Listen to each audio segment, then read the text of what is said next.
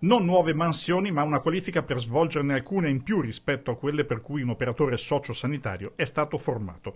Dalla spinta della ricerca di nuovi vaccinatori, la Regione Veneto ha firmato una delibera che dà il via a nuovi corsi di qualificazione per OSS. Noi oggi abbiamo la formazione di 1200 infermieri tra le tre università, Verona, Padova e il corso di Ferrara.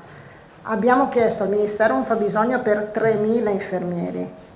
L'anno prossimo, grazie a un accordo con le università, riusciremo a formarne a partire il corso per 1500. Voi capite quanto distanti siamo? Questa possibilità di formazione dell'OSS specializzato è prevista con la norma regionale del 2001, nazionale del 2003 ed è ricitata anche in questa fase di emergenza. Rispetto all'OSS così formato, fino adesso formato, cosa c'è rispetto alla formazione attuale che c'è stata degli OSS?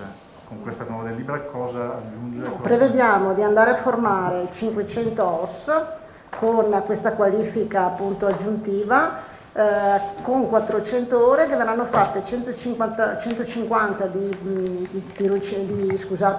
a distanza, perché oggi non sono delle lezioni teoriche, e 250 ore pratiche dentro gli ospedali. Questi sono già OSS che lavorano dentro le strutture. La prossima settimana, ha confermato l'assessore, l'incontro con i sindacati per approfondire il tema. Nel frattempo la Regione si è mossa con decisione, dopo aver avuto, secondo quanto dice Lanzarin, l'accordo con le maggiori sigle, da Coop Sociale a UNEBA e Euripa, e il presidente Zaia assimila la questione al dibattito sorto una ventina di anni fa quando venne istituito il percorso di laurea per gli infermieri. Non sostituiamo gli infermieri, ci mancherebbe, perché hanno un corso e una laurea triennale, ma è sicuramente una figura che va a completare, ad aiutare a sopperire quella che oggi è un'esigenza contingente e urgente.